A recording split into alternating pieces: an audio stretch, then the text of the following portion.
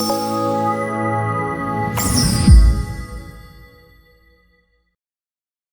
అండి. ఇప్పుడు మనకి ప్రభాస్ గారిది 2 లుక్స్ అయితే రిలీజ్ అయ్యాయి, కల్కి నుంచి అండ్ రాజాసాబ్ నుంచి. సో 2 లుక్స్ మీకు ఏ లుక్ బాగా నచ్చింది? నాకు రాజాసాబ్ అయితే కొంచెం బాగా నచ్చింది, ఎందుకంటే లుంగీ మాకు చాలా కంఫర్ట్ అనమాట. సో ఈ లుంగీ అనే కాన్సెప్ట్ మాకు బాగా ఇష్టం. సో ఈ రాజాసాబ్ అయితే ఇంక్లూడింగ్ కామెడీ కూడా సో ప్రభాస్ గారితో మళ్ళీ ఒక బుజ్జిగాడు మేము ఎక్స్పెక్ట్ చేస్తాం అనమాట అలాంటి సినిమా అనేది. ఓకే, అంటే బ్యాక్ టు ప్రభాస్ అనుకోవచ్చా మరి రాజాసాబ్తో?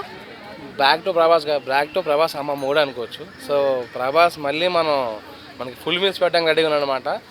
ఈ సలార్తో మనకి ఓన్లీ నాన్ వెజ్ పెట్టాడు, ఈసారి మనకి నాన్ వెజ్, స్వీటు, హాట్ అన్నీ పెట్టబోతున్నాడు అనమాట.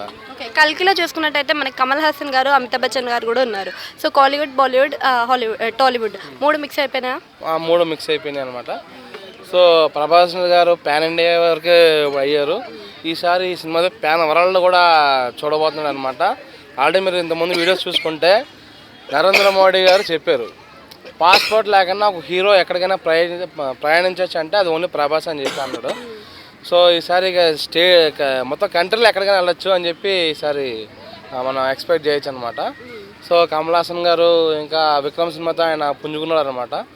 సో సినిమా కూడా మంచి భారీగా ఉండబోతుందని చెప్పి అనుకుంటున్నా, ఎందుకంటే నాగేశ్వర మీద మంచి ఒపీనియన్ అయితే ఉందన్నమాట. వేరే డైరెక్టర్ అంటే మనం కొంచెం అటు ఇటు భయపడచ్చు అనమాట.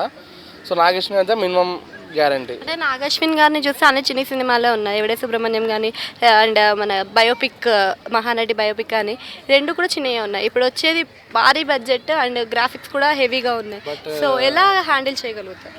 కాదు, మీరు చెప్పారు కదా నాగేశ్వర గారు అన్ని చిన్న సినిమాలు ఉన్నాయి, బట్ హిట్లు మీద పెద్ద పెద్ద హిట్లు అయినాయి. మహానటి ఎంత పెద్ద హిట్ అయిందండి, జాతిరత్నం ఎంత పెద్ద హిట్ అయింది. ఎవడో సుబ్రహ్మణ్యం హిట్ కాకపోయినా సరే టీవీలో వేస్తే చాలామంది ఫ్యాన్స్ ఉన్నారు, డైహార్డ్ ఫ్యాన్స్ అలాంటివి. సో ఆయన చిన్న సినిమాలు తీసి పెద్ద హిట్లు కొట్టాడు, ఈసారి పెద్ద సినిమా తీసి ఇంకా పెద్ద హిట్ కూడా పోతాం అనమాట. సో ఈసారి ఇక ప్రభాస్ అన్నకి తిరగలేదు.